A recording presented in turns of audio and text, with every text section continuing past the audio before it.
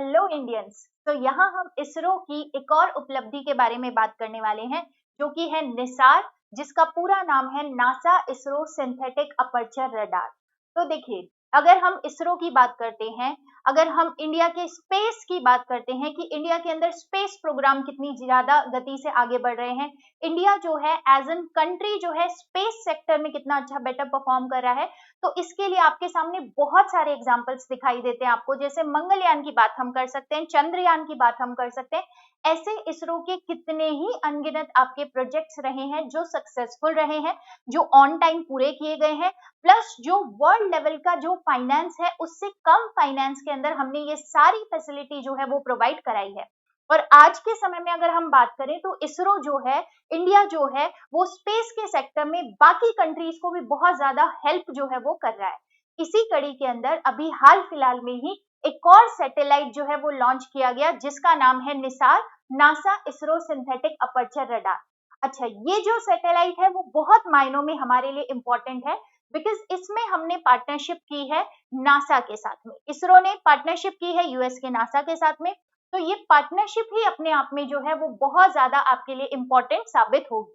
तो ये निसार सैटेलाइट जो है इसके बारे में हम जानते हैं आगे चल के कि ये निसार सैटेलाइट क्या है। अच्छा, सैटेलाइट एक बहुत ही ज्यादा कॉम्प्लिकेटेड टर्म हो सकता है जब हम normal day to day language में बात करते हैं। तो यहाँ हम एक बेसिक आइडिया लेने की कोशिश करेंगे कि सैटेलाइट्स होते क्या है और सैटेलाइट्स जो है वो क्यों आपके अल्टीमेटली इनका एप्लीकेशन जो है वही डिसाइड करेगा ये सैटेलाइट जो है वो क्या काम करेगा। तो देखते हैं इस सैटेलाइट के बारे में क्या ऐसी जानकारी है। सबसे पहले अगर हम बात करें तो इसको लॉन्च किया गया, इसकी लॉन्चिंग जो है वो 30 जुलाई 2025 को की गई, जो कि अभी हाल फिलहाल में 2025 ही चल रहा है भाई। और 30 जुलाई 2025 को हमने NASA ISRO synthetic aperture radar की लॉन्चिंग जो है वो सक्सेसफुली हमने इसको लॉन्च कर दिया। अगर हम बात करें कहां से किया, तो लॉन्च साइट जो रही है that is Satish Dhawan space centre, Sriharikota, Andhra Pradesh. ठीक है, जो हमारी एक मेजर जो हमारे लॉन्चिंग साइट है दैट इज श्रीहरिकोटा, आंध्र प्रदेश। तो यहीं से हमने निसार सैटेलाइट जो है उसको लॉन्च किया है। अगर हम इस लॉन्चिंग की बात करें तो कोई ना कोई रॉकेट के थ्रू ही हमने लॉन्च किया होगा सैटेलाइट को। सैटेलाइट अकेला स्पेस तक नहीं जाता है, सैटेलाइट को ले जाने वाले रॉकेट्स होते हैं और वो रॉकेट का नाम था GSLV F-60। अब इंडिया के अंदर अगर हम इसरो की बात करें तो इसरो मेजरली दो तरीके के आपके रॉकेट यूज करता है। ऐसा नहीं है, उससे पहले आपके ज्यादा भी थे। ठीक है, डिफरेंट जो है टाइम के साथ में बदलते गए, अभी बहुत सारी नई टेक्नोलॉजी के रॉकेट्स भी आ रहे हैं।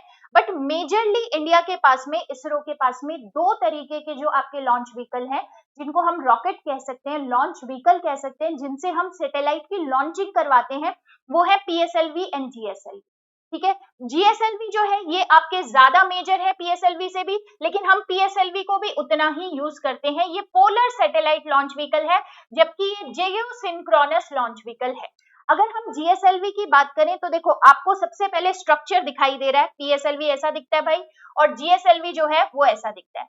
PSLV के अंदर 4 स्टेज का इंजन होता है, जबकि GSLV के अंदर आपके 3 स्टेज का इंजन होता है, जिसमें सॉलिड लिक्विड क्रायोजेनिक इंजन होता है, और ये ज्यादा पावरफुल है कंपैरेटिवली अगर हम PSLV की बात करें तो इस बार हमने जो लॉन्चिंग व्हीकल यहाँ पर लॉन्च करने के लिए यूज किया है निसार सैटेलाइट को, उसका नाम क्या है? उसका नाम है GSLV F-60।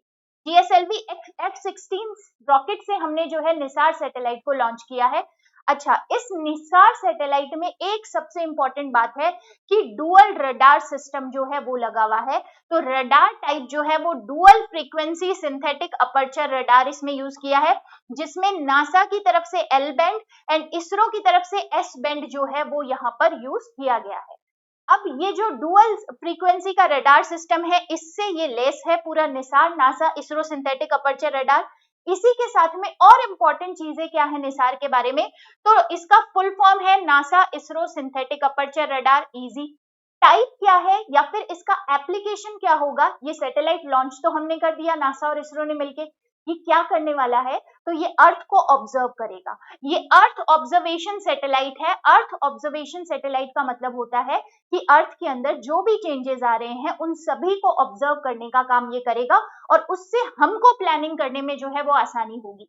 जहां पर ग्लेशियर्स पिघल रहे हैं, कहीं पर क्लाइमेट चेंज आ रहा है, कहीं पर अर्थ के अंदर वोल्केनिक इरप्शन हो रहे हैं, इन सभी चेंजेस को जो है वो निसार हमारे लिए ऑब्जर्व करेगा और पूरे ये अर्थ को, पूरे ग्लोब को 12 डेज के अंदर ये स्कैन करने का काम करेगा।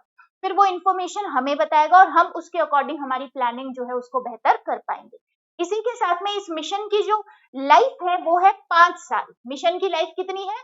5 ईयर्स इस मिशन की लाइफ है। और फर्स्ट टाइम जो है हमने जीएसएलवी ने लॉन्च किया है एक सैटेलाइट, कहां पर? सन सिंक्रोनस ऑर्बिट में। ये इंपॉर्टेंट फैक्ट है बच्चों कि यहाँ पर सन सिंक्रोनस ऑर्बिट के अंदर पहली बार जीएसएलवी ने जो है एक सैटेलाइट को लॉन्च किया है। हमें ये समझना होगा सन सिंक्रोनस ऑर्बिट जो है वो क्या होती है। अगर हम नॉर्मल लैंग्वेज में बात करें तो ऑर्बिट वो लाइंस होती हैं या वो एरियाज होते हैं जहां पर हम सैटेलाइट की लॉन्चिंग करते हैं। फॉर एग्जाम्पल, ये जो मैंने यहाँ पार्ट बनाया है ये है अर्थ, ठीक है, ये है हमारी अर्थ, हमारी प्यारी पृथ्वी। इस अर्थ से लेके अगर हम 160 किलोमीटर से 2000 किलोमीटर ऊपर की तरफ जाएंगे, ऊंचाई में बढ़ेंगे, हाइट की तरफ जाएंगे, तो वो होगा लो अर्थ ऑर्बिट। फिर अगर हम 2000 से 35,786 किलोमीटर की बात करें, इस रेंज के अंदर अगर हम जाएंगे यहां से लेके यहां तक, तो ये होगा मिड अर्थ ऑर्बिट। और उससे बाहर की अगर हम बात करेंगे, एग्जैक्टली 35786 की अगर हम बात करेंगे, तो इतने किलोमीटर पे होगी हमारी जियोसिंक्रोनस अर्थ ऑर्बिट। पहले low earth orbit, mid earth orbit, geosynchronous earth orbit, ठीक है। अब इसके अंदर जब हम लो अर्थ ऑर्बिट की बात करते हैं, इसी का ही एक टाइप होता है पोलर ऑर्बिट। लो अर्थ ऑर्बिट का सिंपल सा मतलब समझिएगा, कोई भी सैटेलाइट हमने इस एरिया में लॉन्च की, इतने से लेके इतने हाइट तक कोई सैटेलाइट लॉन्च की है, तो वो लो अर्थ ऑर्बिट में जाएगी। अब लो अर्थ ऑर्बिट में अगर मैं पोल्स के चारों तरफ जो है वो एक सैटेलाइट को लॉन्च करूं, जो कि चलो ये नॉर्थ पोल हो गया, ये साउथ पोल हो गया, और इसके चारों तरफ घूमे जा रही है, घूमे जा रही है, घूमे जा रही है, तो ये हो गई पोलर सैटेलाइट। पोलर सैटेलाइट का ही एक टाइप होता है सन सिंक्रोनस सैटेलाइट, जो कि सन की डायरेक्शन के अकॉर्डिंग अपनी डायरेक्शन जो है वो चेंज करती है। तो जहां जहां सन होगा वहां वहां पर जो है ये अपनी डायरेक्शन जो है उस डायरेक्शन के अंदर घूमेगी। इससे क्या होगा? इससे सिंपल सी बात है, आप कैसी सैटेलाइट सन सिंक्रोनस ऑर्बिट में लॉन्च करते हो जिसमें आपको इमेजेस अच्छी चाहिए। भाई आप नॉर्मली देखो कि अगर हम फोटो खींचते हैं तो अगर लाइट अच्छी हो, दिन के समय में डे लाइट अच्छी हो, तो फोटो अच्छी आती है।